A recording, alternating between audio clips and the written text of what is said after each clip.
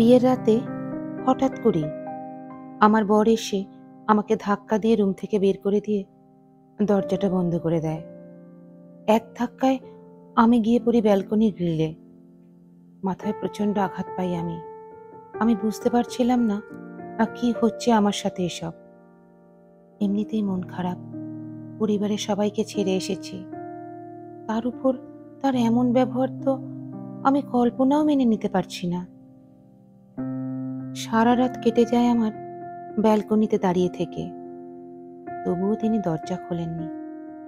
এতক্ষণে কপাল ফুলে উঠেছে আমার। সকালবেলায় বাসার লোকজন ডাকাডাকি করায় প্রত্যয় এসে দরজা খুলে দেয় আর আমাকে ডেকে বলে রাতের ঘটনা যেন বাসার কেউ জানতে না পারে। সবাই যেন ভাবে আমাদের মধ্যে সবকিছুই স্বাভাবিক ছিল। আমি তার দিকে মাথা তুলে তাকাতেই সে বলে ওঠে, ইস, কপালে কি হয়েছে? ওহো, গ্রিলে ব্যথা পেয়েছো? I am so sorry. আমি আসলে বুঝে উঠতে পারিনি তুমি যে এইভাবে আঘাত পাবে। আমি তার কথার কোনো উত্তর না দিয়ে ফ্রেশ হতে ওয়াশরুমে চলে যাই। ফ্রেশ হয়ে অন্য একটা শাড়ি পরে চলে যাই নিচতলায়। বাসার সবাই এসে ভিড় জমায় আমাকে দেখে। আজ আমার বৌভাতের প্রোগ্রাম। আমার শাশুড়ি মা এসে বললেন, বৌমা, তোমার কপালে কি হয়েছে? কিভাবে মাথায় আঘাত পেলে? আমি চুপ করে আছি দেখে প্রত্যয় হাসতে হাসতে এসে বলল, মা, ও কাল খাট থেকে ঘুমের মধ্যে পড়ে গিয়ে কপাল ফুলিয়েছে। শাশুড়ি মা প্রত্যয়কে ধমক দিয়ে বলেন, এটা কি কোনো হাসির কথা? আজ থেকে বৌমাকে ওই পাশে শুতে দিবি, আর তুই এই পাশে শুবি। প্রত্যয়ের মিথ্যে কথা সহজ সরল শাশুড়ি মা বিশ্বাস করে নেন। আমাকে তাড়াতাড়ি নাস্তা এনে দিয়ে বললেন, এই নাও মা, তাড়াতাড়ি খেয়ে নাও, একটু পরেই পার্লারের লোকজন তোমাকে সাজাতে চলে আসবে। আমি কোনো রকম অল্প একটু খেয়ে নিলাম। একটু পরেই পার্লারের দুই আপু চলে আসেন আমাকে সাজাতে। আমার সাজ যখন পুরোপুরি কমপ্লিট, তখন প্রত্যয় ওর ড্রেস নেওয়ার জন্য রুমে আসে। প্রত্যয় আমার দিকে কিছুক্ষণ এক দৃষ্টিতে তাকিয়ে থেকে কিছুক্ষণ পরেই বলে ওঠে, এত সেজে কি হবে? আমার এত কিছু যায় আসে না, তুমি সাজলেও যা, না সাজলেও তাই আমার কাছে। এ কথা বলি প্রত্যয় রুম থেকে বেরিয়ে যায়। আমি শুধু অবাক হয়ে ভাবতে থাকি, তিনি কেন এমন করছেন আমার সাথে? প্রত্যয়ের আত্মীয় স্বজন সবাই খাওয়া দাওয়া করে এসে এসে আমাকে দেখে যাচ্ছেন আর প্রশংসা করে আমার শাশুড়ির মাকে বলে যাচ্ছেন, বউ তো অনেক সুন্দর এনেছ, এত বড় বাড়িটা আজ আলোকিত লাগছে, পরিপূর্ণ লাগছে। আমার শাশুড়িও অনেক খুশি তাদের প্রশংসায়। আমার শ্বশুর এসে হঠাৎ করে বলে উঠলেন, আমার বৌমাকে যে এভাবে বসিয়ে রেখেছ, আমার বৌমা কি খেয়েছে? শাশুড়ি মা ধীর কণ্ঠে বললেন, ইস, ভুল হয়ে গেছে, পার্লারের সাজের চক্করে তোকে খাওয়ানোই হয়নি। বাবা এবার রেগে গিয়ে বললেন, প্রত্যয়, এই প্রত্যয়। এবার প্রত্যয় যেন ঝড়ের গতিতে দৌড়ে আসলেন, জি বাবা। তোমার বিয়ে করা স্ত্রী এখনো খায়নি, এ খেয়াল আছে? স্ত্রীর খবর রাখা শিখো, এখন থেকে ওর খেয়াল রাখা তোমার দায়িত্ব, মনে থাকে যেন। প্রত্যয় মাথা নিচু করে উত্তর দিলেন, জি বাবা। এতক্ষণে এইটুকু বুঝতে পারলাম প্রত্যয় এবং শাশুড়ি মা বাবাকে অনেক ভয় পান। শাশুড়ি মা খাবার এনে আমাকে খাইয়ে দিতে শুরু করলেন। প্রত্যয় আমার দিকে রাগী চোখে তাকিয়ে রইলেন, যেন কতদিনের শত্রুতা তার সাথে আমার। সন্ধ্যা প্রায়, আমার বাসার লোকজনও খাওয়া দাওয়া করে নিয়েছেন। এখন আমাকে আর প্রত্যয়কে নিয়ে যাবেন তাদের সাথে আমাদের বাসায়। শাশুড়ি মা এসে প্রত্যয়কে তৈরি হতে বলায় প্রত্যয় রেগে উঠে বললেন, আমি যাব না ওই বাসায়, যার বাসা তাকে যেতে বলো, সে যাক, আমি গিয়ে কি করব ওখানে? আর তখনই বাবা এসে বললেন, প্রত্যয়, তুমি কি কিছু বললে? না বাবা, আমি রেডি হচ্ছি। ওই বাসায় নাকি যেতে হবে? হ্যাঁ, তাড়াতাড়ি রেডি হও, তারা অপেক্ষা করছেন। আর ওখানে গিয়ে সবার সাথে সুন্দর আচরণ করবে, মনে থাকবে? জি, আচ্ছা। এরপর আমরা বাবা মায়ের কাছ থেকে বিদায় নিয়ে আমাদের বাড়ির উদ্দেশ্যে রওনা দিই। আজ আমাদের বাসায় আমার রুমটা সুন্দর করে ফুল দিয়ে সাজিয়ে রেখেছেন সবাই। খাটটাও সুন্দর করে ফুল দিয়ে সাজানো। আমরা বাসায় যেতেই আশেপাশে থেকে অনেকেই আমাদের দেখতে আসেন। আমার কাজিনরা এসে প্রত্যয়ের সাথে দুষ্টুমি করে। প্রত্যয় আমাদের বাড়ির সবার সাথে ভালো ব্যবহার করেন, এমনকি আমার বাবা মার সাথেও। শুধুমাত্র আমার সাথে ছাড়া। আমি এটাই বুঝলাম না আমি কি করলাম। রাতে সবার সাথে খাওয়া দাওয়া করে আমরা আমাদের রুমে যাব। সেই মুহূর্তে আমার ছোট ভাই বোনেরা প্রত্যয়ের কাছে ৫,০০০ টাকা দাবি করে বসে। তাহলে নাকি রুমে ঢুকতে দেবে না। ওরা খুব কষ্ট করে রুমটাকে সাজিয়েছে। প্রত্যয় ভদ্র ছেলের মতন কোনো ঝামেলা ছাড়াই হাসতে হাসতে ওদের ৫,০০০ টাকা দিয়ে রুমে ঢুকে গেলেন। আমি তো অবাক। আমি তো ভেবেছি এই ছেলে এখনই রাগ করে তার বাসার উদ্দেশ্যে রওনা না দেয়। না হয় ওনাকে তো বুঝতেই পারছি না আমি। আমরা দুজনে রুমের মধ্যে ঢুকি আর সবাই চলে যায়। আমি খাটে গিয়ে বসতে প্রত্যয় আমাকে বলে, এই উঠো খাট থেকে, আজ এই খাট আমার। তুমি কেন এই খাটে বসেছ? মানে? মানে আবার কি? আজ এই খাট আমার। এই বললেই হলো? সারা জীবন থাকলাম আমি, উড়ে এসে জুড়ে বসতে চাইছে এখন আরেকজন। রুম আমার, খাট আমার, সব আমার। আমি বসবো, শোবো, যা খুশি তাই করব। এই বলে আমি খাটে উঠে বসে পড়লাম। তাহলে আমি কই থাকবো? আপনি খাটের একপাশে থাকতে পারেন, আমার কোনো সমস্যা নাই। কিন্তু আমার সমস্যা আছে। কি সমস্যা? আমি শোবো না তোমার সাথে। আমি আপনার বিয়ে করা বউ। ভুলে গেছেন নাকি? কিসের বউ? আমি তো তোমায় বউ বলেই মানি না। আর না, কোনোদিন মানবও না। কি বলছেন এসব? যা শুনছেন ঠিকই শুনেছেন। আমি তোমায় কোনোদিন আমার বউ বলে স্বীকৃতি দিতে পারবো না। আমার অপরাধ?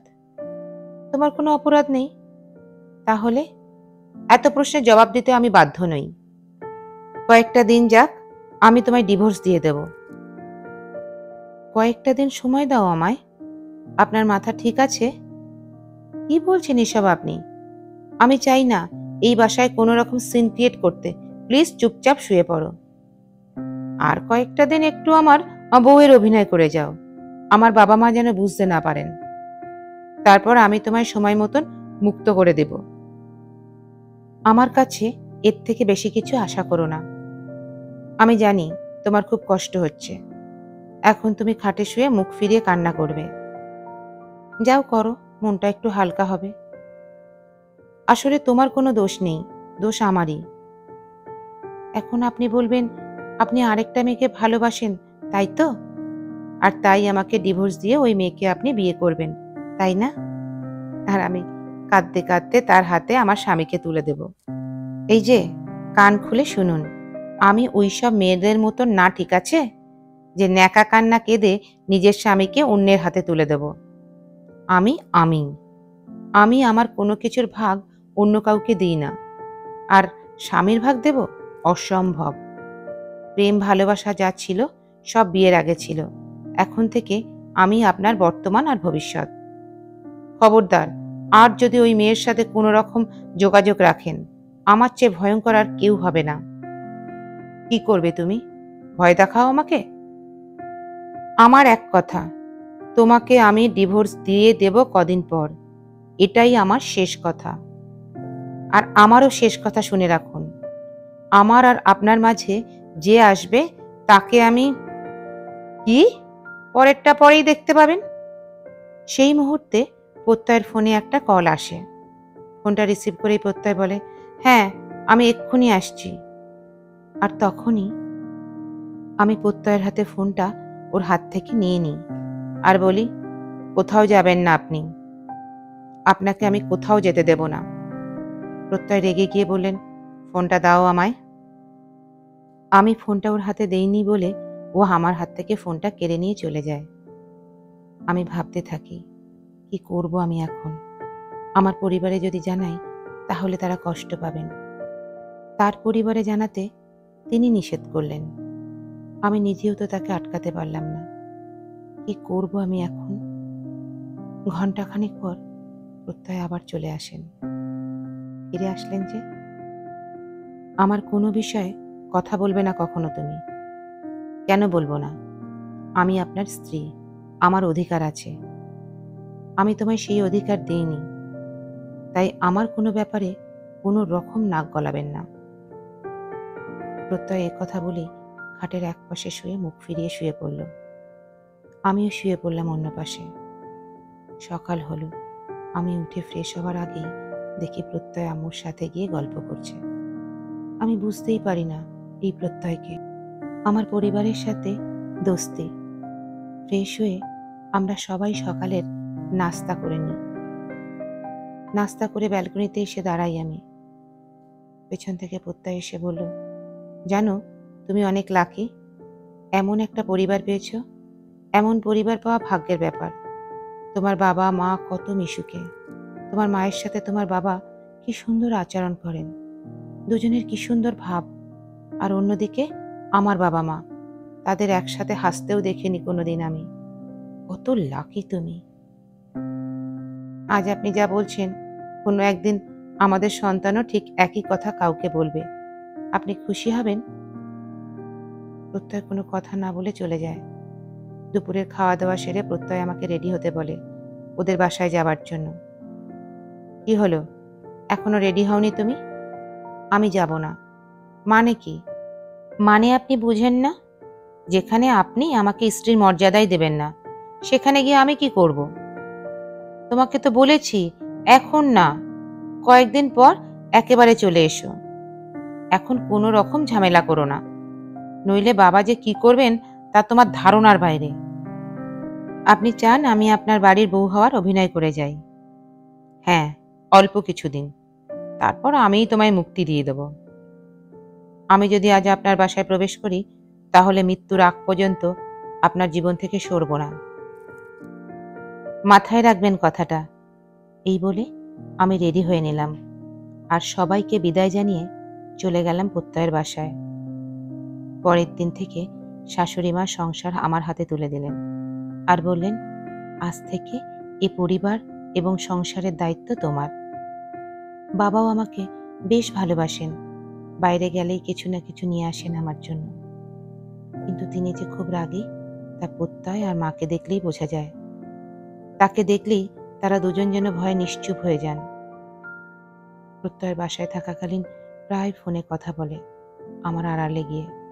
আমি না করলেও আমার কথা কোনো কান দিয়ে শোনেন না তিনি। এর মধ্যে আমি তাকে ইমপ্রেস করার জন্য মায়ের কাছ থেকে জেনে তার পছন্দের খাবার রান্না করি প্রতিদিন। তার জন্য সাজগোজ করে বসে থাকি, কিন্তু তিনি আমার দিকে ফিরেও তাকান না। দেখতে দেখতে প্রায় 1 মাস কেটে যায়। আমি আমার চেষ্টায় বিফল হই। তাই সিদ্ধান্ত নিই আমি এ বাড়ি ছেড়ে চলে যাব। প্রত্যয় তাকে নিয়ে ভালো থাকুক, যাকে সে ভালোবাসে। তাই একদিন সকালে আমি বেডের পাশে এক টুকরো কাগজে কয়েকটা লাইন লিখে বাড়ি ছেড়ে চলে যাই।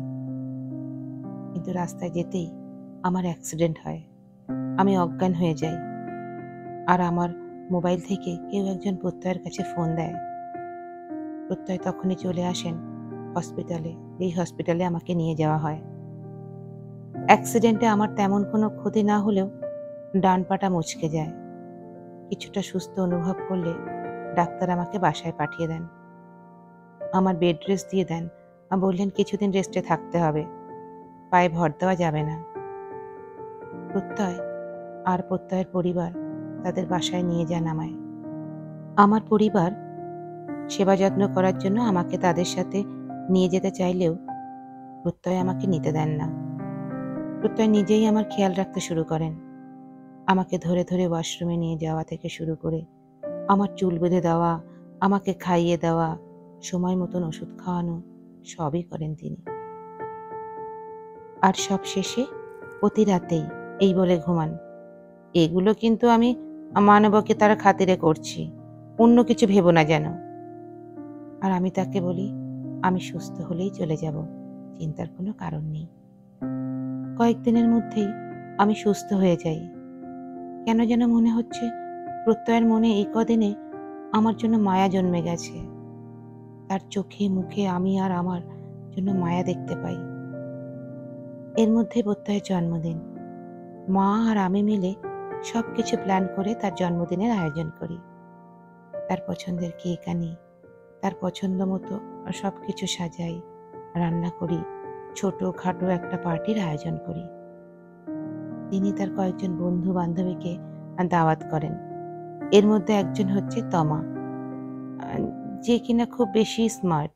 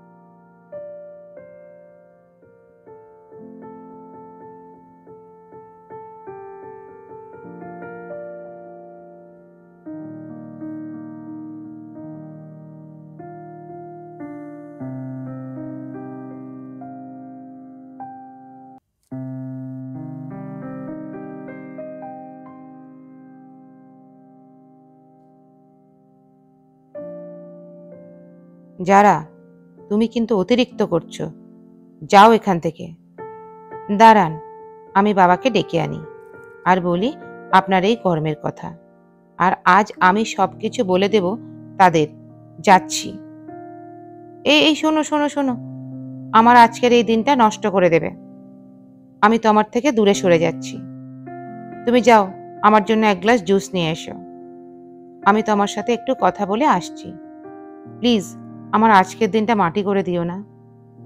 আচ্ছা ঠিক আছে, শুধু আজ আপনার জন্মদিন বলে আমি কাউকে কিছু জানালাম না, কিন্তু ওকে আপনার থেকে দূরে যেতে বলুন।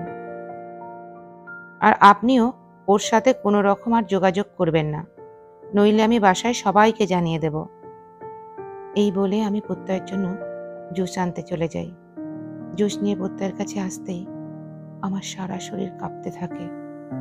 হাত থেকে জুসের গ্লাসটা পড়ে যায় আর অস্পষ্ট কণ্ঠে আমি বলে উঠি, অর্পণ। যারা, কি হয়েছে তোমার? ঠিক আছো তো তুমি? সরি, কিভাবে যেন হাত থেকে পড়ে গেল গ্লাসটা। আচ্ছা সমস্যা নেই, এই দেখো কে এসেছে। আরে তাড়াতাড়ি আসো, এই দেখো, ও হচ্ছে অর্পণ, আমার একমাত্র ভাই, আমার খালাতো ভাই, যে কিনা আমার বন্ধু, ভাই সব কিছু। ও আমাদের বিয়েতে আসতে পারেনি বলে ওকে দেখোনি তুমি। আজই দেশে এসেছে ও, তাও শুধুমাত্র আমার জন্মদিন বলে। কত বড় সারপ্রাইজ দিল আজও আমাকে। তোকে আর আমি কি সারপ্রাইজ দিলাম? তুই তো আমাকে তার চেয়েও বড় সারপ্রাইজ দিলি। আমি সারপ্রাইজ দিলাম? কি সারপ্রাইজ দিলাম তোকে আমি আবার? না মানে, এই যে কত সুন্দর একটা বউ এনে সারপ্রাইজ দিলি। আর যাই হোক, পরিচিত হই আমরা তাহলে। হাই, আমি অর্পণ, প্রত্যয়ের ভাই। হাত বাড়িয়ে, আসসালাম আলাইকুম। আমি যারা, প্রত্যয়ের স্ত্রী। হাত না মিলিয়ে।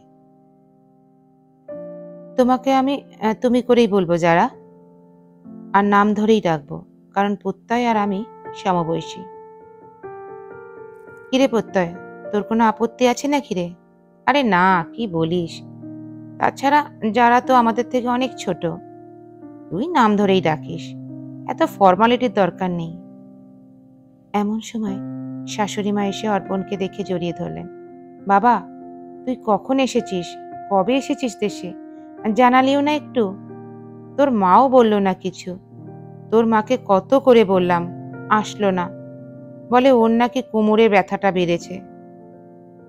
কি যে বলো না খালামণি, যদি জানিয়ে আসতাম তাহলে কি সারপ্রাইজ দিতে পারতাম।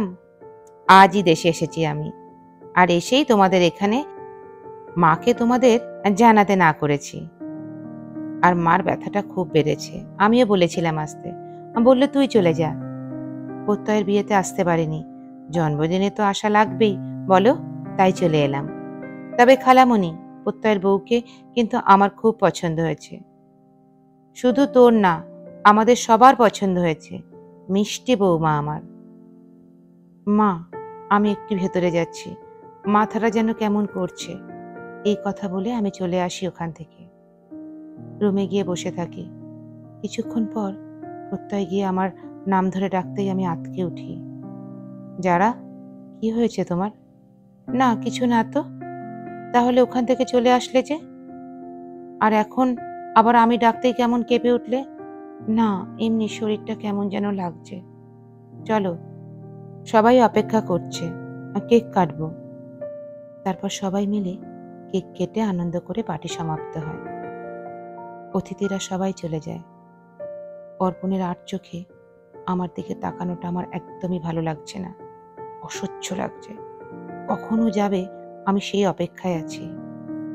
পার্টি শেষে অর্পণ বলে, আমি আজ তাহলে আসি। ওহো, এই যে তোমার জন্য গিফটটা, কাপল রিং এনেছিলাম দুজনের জন্য। দে দে, আমি পরিয়ে দিই। এই বলে অর্পণ প্রত্যয়ের আঙ্গুলে একটা আংটি পরিয়ে দেয়। ওকে পরিয়ে আমার কাছে আসে, আমার আঙ্গুলে অপর আংটিটা পরিয়ে দিতে। দেখি যারা, এদিকে এসো তো। আমার জন্য গিফট এনেছেন? নিতে তো হবেই, না নিলে মা আর আপনার ভাই আবার মন খারাপ করবে। আমার হাতে দিন, আমি নিজেই পরে নেব। অর্পণ চেয়েছিল ও আমাকে আংটিটা পরিয়ে দেবে, কিন্তু আমি সেই সুযোগ না দিয়েই আংটিটা হাতে নিয়ে নিই। অর্পণের মুখটা ফ্যাকাশে হয়ে যায়। আচ্ছা খালামণি, আমি আজ আসি তাহলে। খালু আবার কোথায় গেল? ডাকো খালুকে, দেখা করে যাই। তুই এসেছিস আর আজ তোকে আমি যেতে দেব? আজ তো তোকে থেকে যেতেই হবে। না খালামণি, মা অপেক্ষা করছে, আজ আসি। দুদিন পর কাপড় চোপড় গুছিয়ে চলে আসব লম্বা ছুটিতে, কেমন? সত্যি তো? একদম সত্যি। আচ্ছা তাহলে। এরপর অর্পণ সবার থেকে বিদায় নিয়ে চলে যায়। আমি রুমে গিয়ে আমার কানের দুল, গলার নেকলেস খুলে ছুঁড়ে ছুঁড়ে খাটে ফেলতে থাকি। তখনই প্রত্যয় রুমে আসে। ওকে দেখে আর স্বাভাবিকভাবে টিকলিটা খুলে রাখি। তারা, জি বলুন। Thank you. কিসের জন্য? আমার জন্য এত সুন্দর করে সব আয়োজন করার জন্য। এটা আমার দায়িত্ব ছিল, ধন্যবাদ লাগবে না। আচ্ছা বলো, কেমন দেখলে তো আমাকে? দারুণ না দেখতে? কত স্মার্ট বলো। সুন্দর। আর কিছু বলবে না? কি বলবো? অনেক সুন্দর। আমি তা বলিনি, আমি বললাম রাখছো না যে? একটু আগেও তো বললে আমি যেন ওর সাথে কোনো রকম যোগাযোগ না রাখি, আর এখন নিজের মুখে সুন্দরও বলছো। কারো মনের উপর তো আর আমার জোর করা যায় না, তাই না? আপনি নিজে থেকে যোগাযোগ বন্ধ না করলে কি আমি জোর করে বন্ধ করাতে পারবো? তাও ঠিক। আচ্ছা, আপনারা দুজন দুজনকে এতই যখন ভালোবাসেন, তাহলে বিয়ে করলেন না কেন? আমাকে কেন বিয়ে করলেন? আমার জীবনটা কেন নষ্ট করলেন? এখন তো ঠিকই আমাকে ডিভোর্স দিয়ে নিজেরা এক হবেন, আমার কি হবে ভেবে দেখেছেন একবার?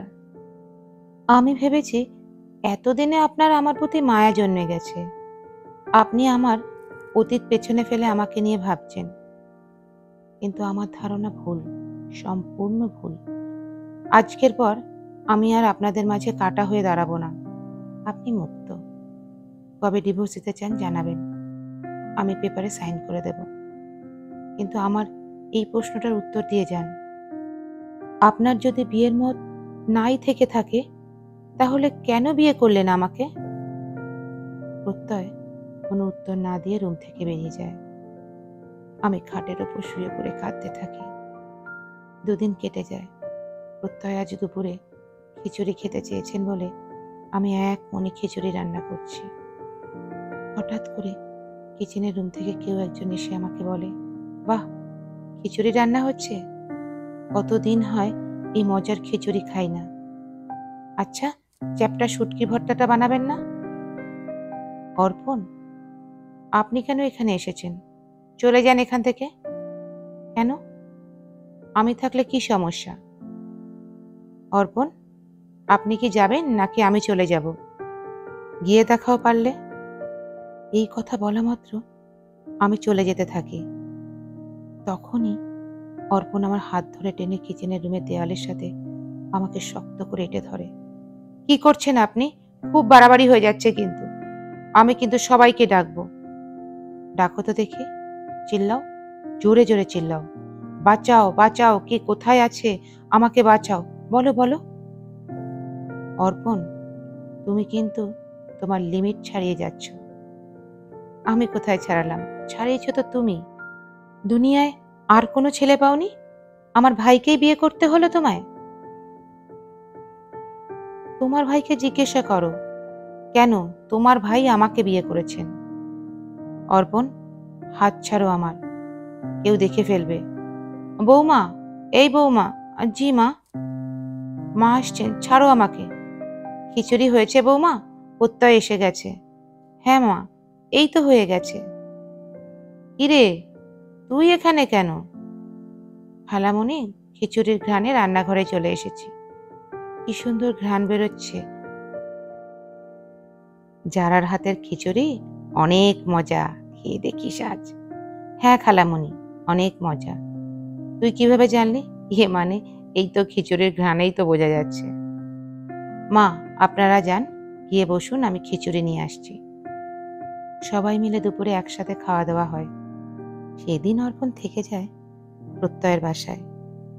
কিছুদিন নাকি থাকবে এখানে। রাতে ছাদে দাঁড়িয়ে আকাশ দেখছি আর ভাবছি, আগামীকাল আমাকে আমার বাসায় যেতে হবে কিছু একটা বলে। যেভাবেই হোক, অর্পণ এখানে থাকা মানে প্রতিনিয়ত আমার শ্বাসরুদ্ধকর অবস্থায় থাকা। ও যেদিন চলে যাবে এখান থেকে, সেদিন আসবো। আর আমি আসলেই বা কি, না আসলেই বা কি? যার জন্য আমার এই বাড়িতে থাকা, তার কাছে তো আমার কোনো দামই নেই। শুধু পড়ে আছি আমার পরিবার আর প্রত্যয়ের বাবা মায়ের মুখের দিকে তাকিয়ে। যাই হোক, সকালে মাকে বলে চলে যাব, নয়তো অর্পণ কখন কি কাণ্ড করে বসে তার ঠিক নেই। ওয়াও খিচুড়ি! জানামণি আমার জন্য আজ খিচুড়ি রান্না করেছে। তাই তো বলি, আজ আসতে এত দেরি হচ্ছে কেন? খিচুড়ি রান্না করার জন্যই দেরি হয়েছে না? উফ, তোমার হাতের খিচুড়ি আর চ্যাপ্টা শুটকি ভর্তা কি যে দারুণ লাগে আমার, তাই না? তাই। কোনোদিন তোমাকে ভুলে গেলেও তোমার খিচুড়ি আর চ্যাপ্টা শুটকি ভর্তার কথা কোনোদিনও ভুলবো না আমি। অর্পণ রেখে গিয়ে, জি। আরে আরে, মুখ গোমরা করে ফেললে যে? আমি ফান করছি গাধি। ফানও বোঝো না? তোমাকে ভুলবো কি করে আমি? জারামণিকে কি ভোলা যায়? এখন তাড়াতাড়ি লক্ষ্মী মেয়ের মতন খাইয়ে দাও তো আমায়। নাও, হাঁ করো। হঠাৎ করে কয়েক সেকেন্ডের মধ্যে ভাবনায় আমি আমার অতীতে চলে গিয়েছিলাম। আর হঠাৎই কে যেন পেছন থেকে আমার হাত টেনে ধরে। অর্পণ, ছাড়ো বলছি, ছাড়ো আমায়, এবার কিন্তু খুব বাড়াবাড়ি হয়ে যাচ্ছে। পিছনে তাকাতেই আমার বুক কেঁপে ওঠে। আমি অর্পণ না যারা, আমি প্রত্যয়। না, আসলে তোমার কেন মনে হলো আমি অর্পণ? ঠিক বুঝলাম না আমি। আর এভাবে ছাদের দিকে আগাচ্ছিলে, আর একটু হলেই তো পড়ে যেতে। খেয়াল নেই নাকি ছাদে যে রেলিং নেই? না, আসলে হয়েছে কি? কি হয়েছে? কিরে, তোরা এখানে? প্রত্যয়, তোকেই তো খুঁজছিলাম আমি। আর যারা, তুমি এখানে এখনো আছো? তখন না বলে গেলাম রাতে করে ছাদে থাকতে নেই, ভূত আসে। ওহো, এই কথা তাহলে? কিছুক্ষণ আগেই তুই আমার বউয়ের কে ভূতের ভয় দেখিয়ে গিয়েছিস, আর এখন আমি আসায় ও ভেবেছে তুই এসেছিস। তাই বলি, ও তোর নাম ধরে ধমকের সুরে কথা বলছে কেন? চল এবার নিচে যাই, চলো যারা। এবারের মতন অর্পণ আমাকে বাঁচিয়ে নেয়, কিন্তু আবার এমন হলে আমি চাই না আমার আর অর্পণের বিষয়টা এই বাসায় কেউ জানুক। আমাকে যে করেই হোক আমাদের বাসায় চলে যেতে হবে। সকাল হলে মাকে বলি আমি কয়েকদিনের জন্য বাবার বাড়ি গিয়ে ঘুরে আসতে চাই, মনটা খারাপ লাগছে সবার জন্য। মা বললেন, অর্পণ আসলো আর তুমি চলে যাবে? ও মন খারাপ করবে তো। তাছাড়া প্রত্যয় তো সারাদিনই ওর বিজনেসের কাজ নিয়ে ব্যস্ত থাকে। ও একা একা কি করবে? ওর কি ভালো লাগবে? তুমি থাকলে তবু একটু কথাবার্তা বলতে পারে। কোনো সমস্যা নেই খালামণি, আমিও যারাদের বাসায় বেড়াতে চলে যাই। প্রত্যয়ও চলে যাবে রাতে ওর কাজ শেষ হলে। আমারও বেড়ানো হলো, আর যারারও ওর বাবা মাকে দেখে আসা হলো। কি যারা, নেবে না আমাদের তোমাদের বাসায়? যার জন্য পালাতে যাচ্ছি সেই তো সাথে যেতে চাইছে। কি করব আমি এখন? মনে মনে বললাম। নেবে না কেন বৌমা? অর্পণ তোমার সাথে বেড়াতে গেলে কোনো সমস্যা আছে? কিসের সমস্যা? চলো আমরা সবাই মিলেই ঘুরে আসি। প্রত্যয়, না না, সমস্যা কিসের? চলুন সবাই যাই। মা, আপনি আর বাবাও তাহলে চলুন। না মা, তোমরা ঘুরে আসো, আর তাড়াতাড়ি চলে এসো কিন্তু। আচ্ছা মা, আপনারাও সাবধানে থাকবেন, বাবার খেয়াল রাখবেন। এরপর প্রত্যয়, আমি আর অর্পণ আমাদের বাসায় চলে আসি। আম্মু, বোন, আমার কাজিনরা সবাই খুশি আমাদের দেখে।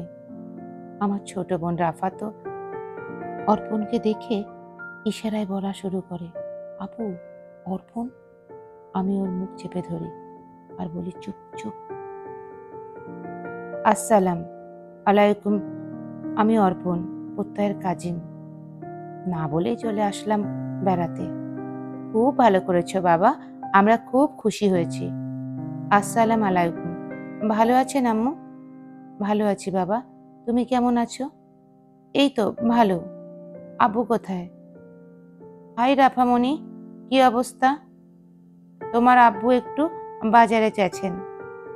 এই তো দুলাভাই, ভালো আছি। আপনি কেমন আছেন? আলহামদুলিল্লাহ ভালো। যারা, যা মা, ওদেরকে নিয়ে ভেতরে যা। রাফা, তোর আব্বুকে ফোন দিয়ে বল যারা এসেছে, আর আয় আমার সাথে নাস্তা দিবি ওদের। আমি প্রত্যয় আর অর্পণকে নিয়ে ভেতরে যাই। কিছুক্ষণ পর রাফা সবার জন্য নাস্তা নিয়ে আসে। আব্বু ও রাফা ফোন পেয়ে আমাদের জন্য বাজার সদাই করে আনেন। আমাদের দেখে আব্বু খুশি হন আর বললেন, 1 সপ্তাহের আগে আমাদের কোথাও যাওয়া চলবে না, কমপক্ষে 1 সপ্তাহ যেন আমরা থেকে যাই। দুপুরে খাওয়া দাওয়া শেষে অর্পণ আমাকে বলে, চলো তোমাদের গ্রাম ঘুরে দেখাও আমায়। যাও যারা, তুমি একটু ঘুরিয়ে নিয়ে আসো, আমি একটু রেস্ট নিই, ঘুমাই একটু, আমার শরীরটা তেমন ভালো লাগছে না। রাফা, এই রাফা, এদিকে আয় তো। হ্যাঁ আপু বলো। তোর অর্পণ ভাইয়াকে আমাদের এলাকাটা একটু ঘুরে দেখিয়ে নিয়ে আয়। আচ্ছা আপু, যাচ্ছি। অর্পণ প্রত্যয়ের সামনে আর কিছু বলতে পারে না। রাফা অর্পণকে নিয়ে ঘুরতে বের হয়। এদিকে প্রত্যয় আমাকে বলে, তুমিও যেতে, একটু ঘুরে আসতে ওদের সাথে, ভালো লাগতো তোমার। আমার কি ভালো লাগতো আর কি ভালো লাগতো না তা নিয়ে আপনার না ভাবলেও চলবে। আর আপনি এমন ভাব কেন সবার সামনে করে থাকেন? বোঝান যে খুব ভালো স্বামী আপনি, খুব ভালো রেখেছেন আমায়। এত অভিনয় কেন চালিয়ে যাচ্ছেন সবার সামনে? আমার বাবা মা বোন চাচা চাচি সবাই ভাবে আপনি খুব ভালো রেখেছেন তাদের মেয়েকে। আপনার তাদের সাথে করা এমন সহজ সরল আন্তরিক ব্যবহারের আড়ালে যে লুকিয়ে আছে অন্য কিছু, তা কে জানে বলুন? কি নিখুঁত অভিনয় আপনার! মেয়ের জামাই দুলা ভাইয়ের অভিনয়, খুব ভালো অভিনয় করতে পারেন আপনি। আপনাকে দেখে কে বুঝবে বলুন আপনি এসব অভিনয় করছেন? আসলে সত্যি তো এটাই, আমাদের মধ্যে সম্পর্কটা আছেই মাত্র কদিনের জন্য, আর এটাকে আদৌ কোনো সম্পর্ক বলা যায় কিনা আমার জানা নেই। এরপর তো আপনি আর তমা, আপনাদের সুখী পরিবার। চুপ করে আছেন যে? আজ এতগুলো কথা আমি বললাম, একটা কথারও যে জবাব দিলেন না। সময় হলে পেয়ে যাবেন আমার জবাব, অপেক্ষা করো। এই বলে প্রত্যয় ঘুমানোর জন্য শুয়ে পড়ে। অপরদিকে অর্পণ আর আভা ঘুরতে ঘুরতে আমাদের বাড়ি থেকে একটু দূরে একটা বাগান বাড়ি আছে, সেখানে যায়, যেখানে আমি বসে বসে গল্প করতাম। আপনাকে আর কি ঘুরে দেখাবো আমি? আপনি তো সবই চেনেন আমাদের এই এলাকার, বরং আমার চেয়ে বেশিই চেনেন। যাই হোক, একটা কথা জানার ছিল। হ্যাঁ বলো। কেন করলেন আমার আপুর সাথে এমন প্রতারণা? অর্পণ চুপ করে আছে। কি হলো, উত্তর দিন। আমার আপু তো আপনাকে সত্যিকারের ভালোবেসেছিল, আপনাকে নিয়ে কত স্বপ্ন দেখেছিল, আর আপনি কি না আমার আপুর সাথে এমন বিশ্বাসঘাতকতা করলেন? আপনি জানেন আমার আপু 2টা মাস কারুর সাথে কথা বলেনি, দিন রাত একা ঘরে নিজেকে বন্দি করে রাখতো, শুধুমাত্র আপনার বেইমানির কারণে। আপনার নতুন প্রেমিকা কি এমন কি দিয়েছিল যা আমার আপু আপনাকে দিতে পারেনি? আমার আপু কি আপনার সেই প্রেমিকার চেয়ে কম ভালোবাসতো আপনাকে? কিভাবে আপনি আমার আপুকে মাঝ রাস্তায় ছেড়ে অন্যের হাত ধরেছেন? আমার আপু দিন রাত পাগলের মতন চিল্লায় কান্না করছেন, জানেন? আমার আম্মু আর আমার আপুর কান্না দেখে নিজে কেঁদেছেন। আমার বাসার সবাই জেনেছে আমার আপু একটা ছেলেকে ভালোবাসে, কিন্তু কেউ জানে না সেই বেইমানটা আপনি। আসলে কি জানেন, আপনি আমার আপুর ভালোবাসার যোগ্যই ছিলেন না কোনোদিন। যাই হোক, অনেক কথা বললাম। জীবনে আমার আপুর অনেক ক্ষতি তো করেছেন, এখন দয়া করে একটা উপকার করুন। আপনি কখনো প্রত্যয় ভাইয়ার পরিবারের কাউকে জানান দেবেন না যে আপনি আপুর পূর্ব পরিচিত।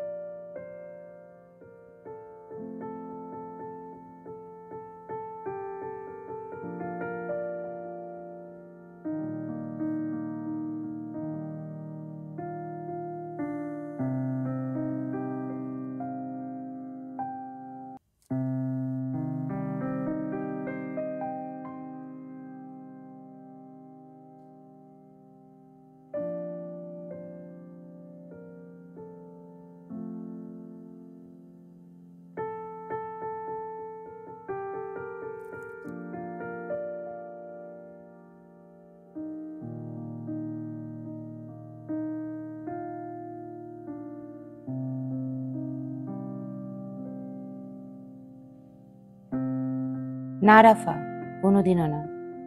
আমি সেখানে হঠাৎ উপস্থিত হই। মিস্টার অর্পণ, আমি যদি ঘরের কোণে একজন ডিভোর্সি হয়ে বসেও থাকি, তবুও আপনাকে আমি কোনো দিনও বিয়ে করব না। কথাটা আপনি মাথায় রাখবেন। আমি এখানে এসেছি আপনাকে বলতে যে আপনি দয়া করে আমার আশেপাশে ঘুরঘুর করবেন না। আমি চাই না আপনার আর আমার কথা আমার শ্বশুরবাড়ির কেউ জানুক। কিসের শ্বশুরবাড়ি যারা, যেখানে প্রত্যয় তোমাকে স্ত্রী হিসাবে মেনেই নেয়নি? আমি মানছি আমি ভুল করেছি, তাই বলে এখনো কি আমাকে ক্ষমা করা যায় না? আমি তো চেয়েছিলাম আমি দেশে ফিরে তোমার বাসায় বিয়ের প্রস্তাব নিয়ে আসব, বাসার সবাইকে রাজি করাবো, আর সাথে তোমাকেও। আমি তোমার জন্যই দেশের বাইরে পাড়ি জমিয়েছি, যাতে তোমার বাসার মানুষ বলতে না পারে ছেলে বেকার। কিন্তু আমি আসার আগেই তুমি কিভাবে যে কি হয়ে গেল কিছুই বুঝলাম না। একটা বছরে এত কিছু চেঞ্জ হয়ে যাবে আমার জানা ছিল না। যাই হোক, আমি আমার কৃতকর্মের জন্য ক্ষমা চাইছি। আমি স্বীকার করছি আমি ভুল করেছি। এখন সব ভুলে আমাকে একটা সুযোগ দাও। আমি আর কোনোদিনও তোমায় কষ্ট দেব না। আমি সেদিন আড়াল থেকে তোমার আর প্রত্যয়ের কথা শুনে ফেলেছি।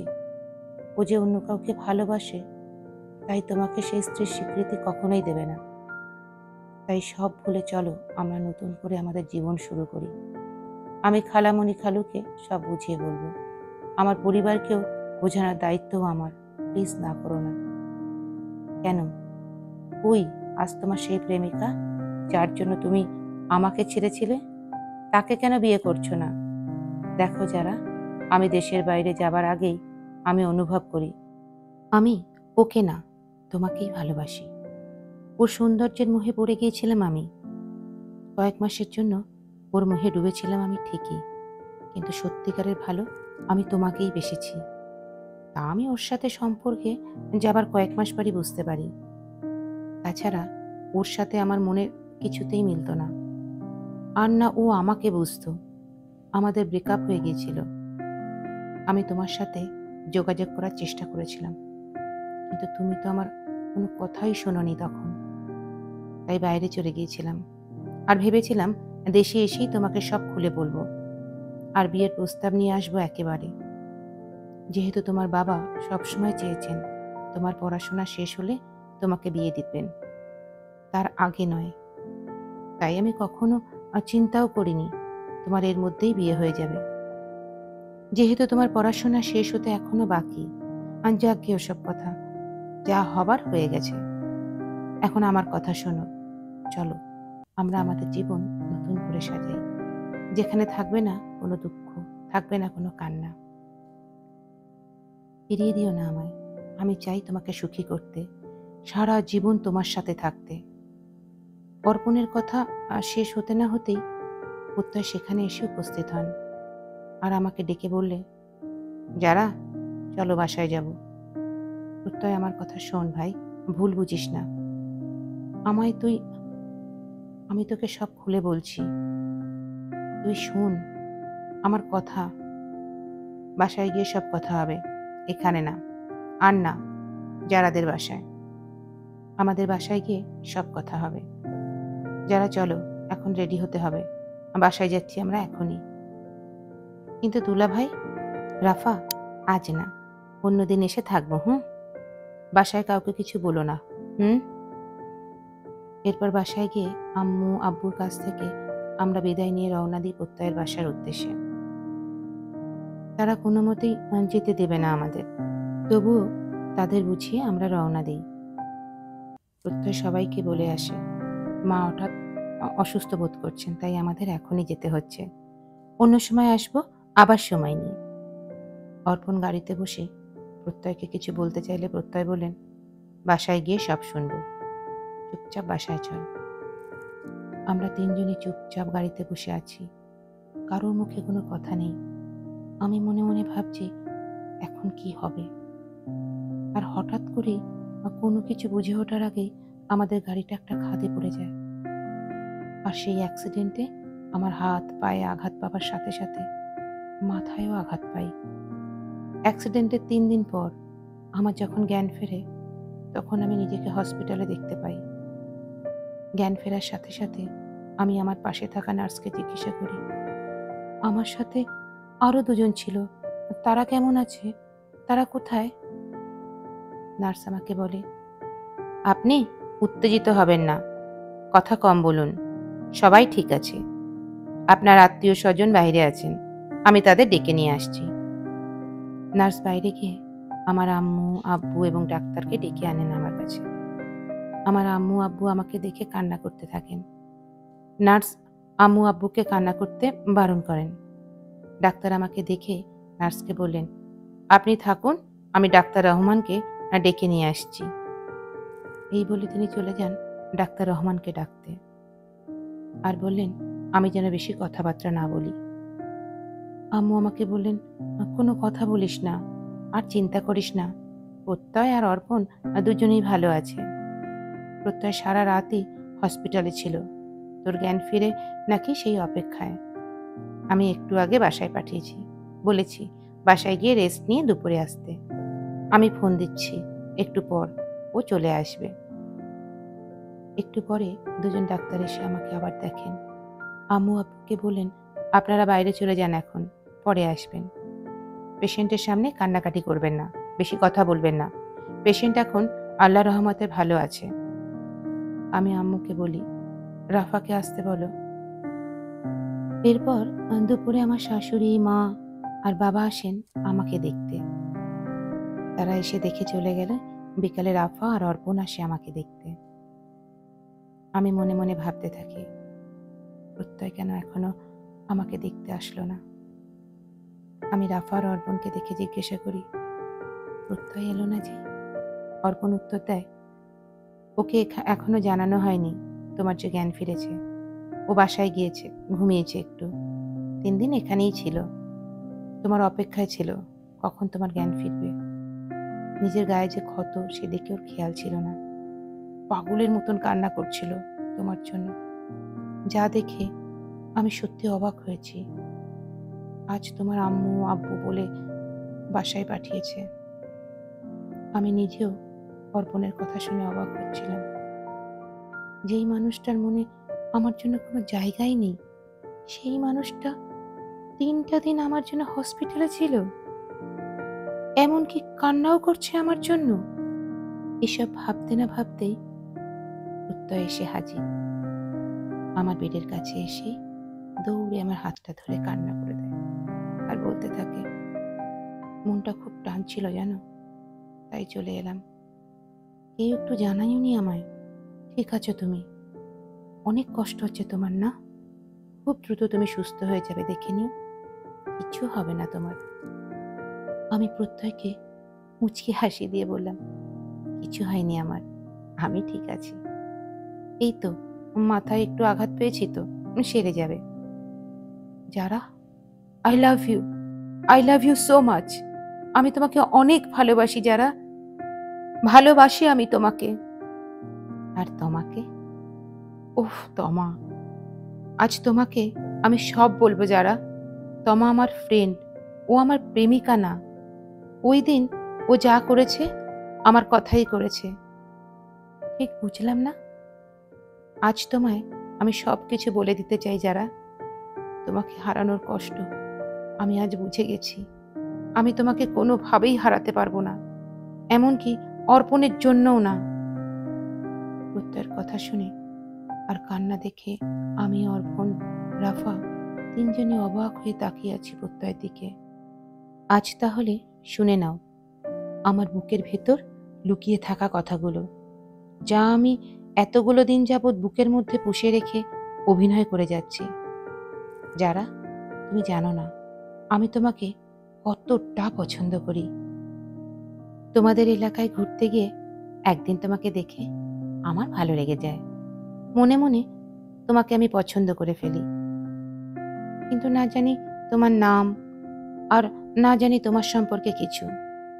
সিদ্ধান্ত নেই পরে আবার গিয়ে তোমাকে খুঁজে বার করব।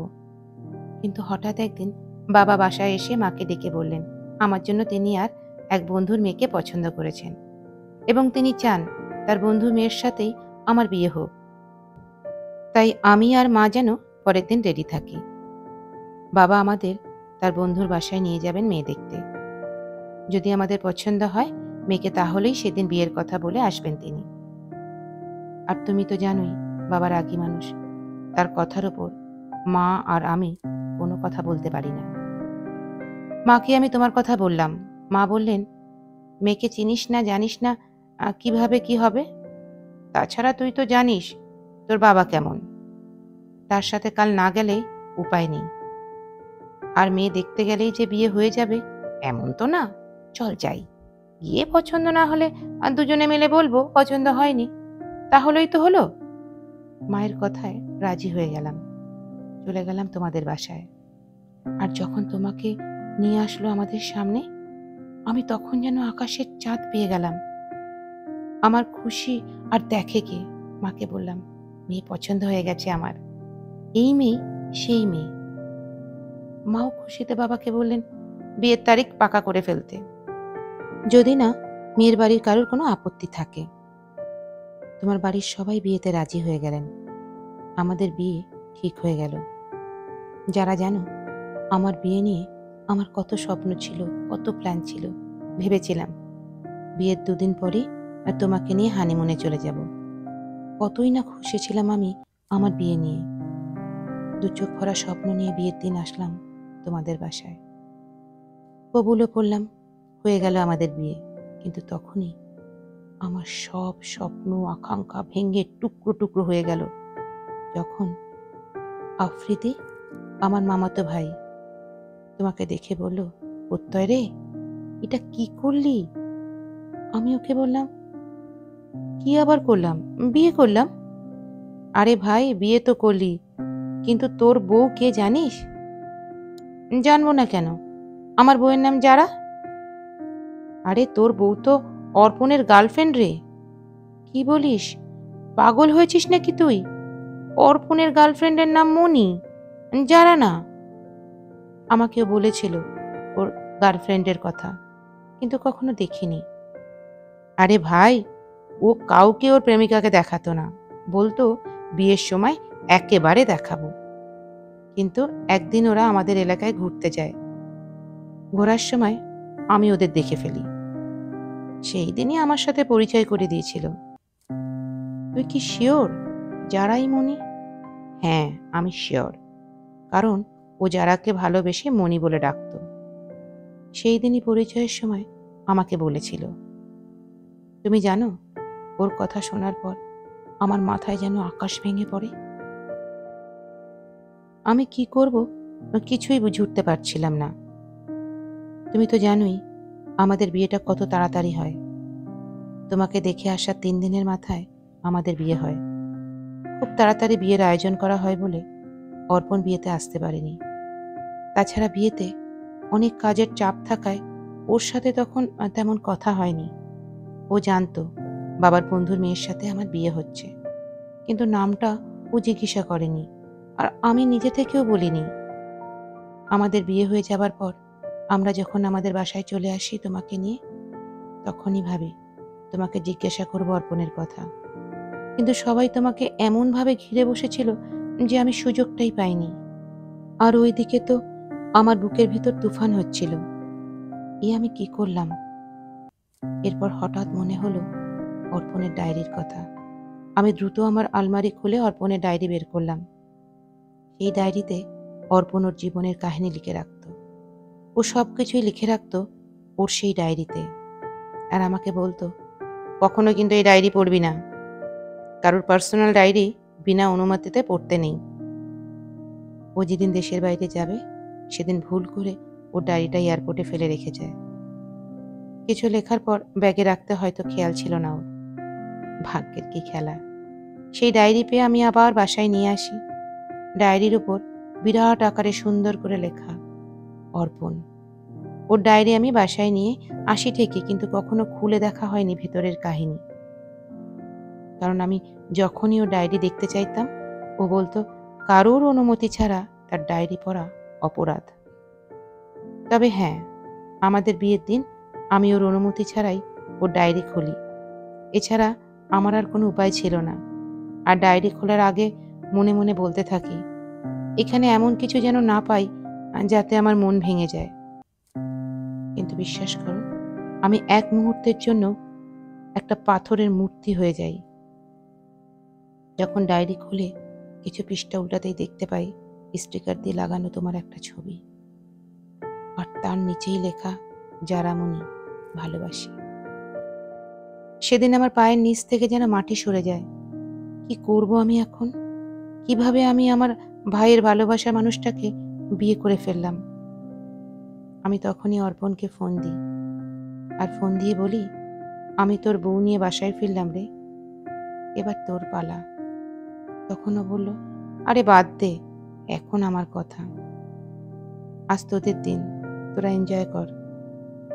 আরে সবাই আমার বউকে ঘিরে বসে আছে, আমি ফ্রি আছি, তুই বল। আচ্ছা, তোর মনির কি খবর? আর বলিস না, আমি ওকে অনেক কষ্ট দিয়েছি রে। তুই তো জানিস আমি মণিকে ভালোবাসতাম, কিন্তু পরে আমি কিভাবে যেন ঝর্ণার সৌন্দর্যের মোহে পড়ে যাই। ঝর্ণার সাথে রিলেশনে চলে যাই। ঝর্ণা, ওই যে তোদের পাশের বাড়ি মেয়েটা? হ্যাঁ। আর ঝর্ণা আর মণি একই সাথে পড়াশোনা করত। একদিন মণি সব জেনে যায়, তাই মণির সাথে আমার ব্রেকআপ হয়ে যায়। বেচারিকে আমি অনেক কষ্ট দিয়েছি। ও আমাকে পাগলের মতন ভালোবাসতো, কিন্তু পরে বুঝলাম আমি শুধুমাত্র ঝর্ণার রূপে পাগল হয়েছিলাম। আমার সত্যিকারের ভালোবাসা ঝর্ণা না, মণিই ছিল, যা আমি পরে বুঝতে পারি, অনুভব করতে পারি। আমি মণিকেই ভালোবাসি রে। আমি ওকে ছাড়া কিছুই ভাবতে পারি না রে ভাই। আমি দেশে এসেই ওকে বিয়ে করব, ওর বাসায় প্রস্তাব দেব। আমি ওর জন্য দেশের বাইরে এসেছি, জানিস, যাতে ওর পরিবার রাজি হয়। ও আমার প্রতি অভিমান করে আছে, জানি, কিন্তু ওর পরিবারকে মানিয়ে ওকে রাজি করিয়ে ফেলবো, দেখিস। ও আমাকে ঠিকই ক্ষমা করে দিবে। আমি ওকে ছাড়া ভালো থাকবো না রে ভাই, ভালো থাকবো না। আমি ওকেই চাই। ওকে বিয়ে করতে না পারলে একেবারে বিদেশের মাটিতে চলে আসবো, দেশেই যাব না আর। আর দেশে এসে যদি দেখি ওর বিয়ে হয়ে গেছে, বলেও ওকে নিয়ে আসবো। ওর বর তোকে আনতে দেবে? দরকার হলে ওর বরকে খুন করে নিয়ে আসবো। আর যদি ও না আসতে চায়, তাহলে ওর সামনে নিজেই মরে যাব। ও শুধু আমার, আর কারো না ভাই, আর কারো না। কথা বলে অর্পণ কান্নায় ভেঙে পড়ে। আমি আর ওকে কিছুই বলতে পারি না। তাই আমি তখনই মনে মনে সিদ্ধান্ত নিই, তোমার সাথে খারাপ আচরণ করব, আর তোমাকে বোঝাবো আমি অন্য কাউকে ভালোবাসি। বাবার চাপে তোমাকে আমার বিয়ে করতে হয়েছে। আর আমি সফলও হয়েছিলাম আমার পরিকল্পনায়। তুমি সবকিছু বিশ্বাসও করে নিয়েছিলে। আর এই অ্যাক্সিডেন্টের দিন তো আমার প্ল্যান মতন সবই হয়ে যাচ্ছিল। আমি তোমাদের সব কথা শুনে ফেলার ভান করে রাগ দেখিয়ে ভেবেছিলাম তোমাদের এই সুযোগে মিলিয়ে দেব। আর তুমি জানবে, আমি তোমার জন্য তোমাকে ছাড়লাম। আমি সব সময় চেয়েছি তুমি আমাকে ভুল বোঝো, আর অর্পণকে মেনে নাও, তোমরা এক হয়ে যাও।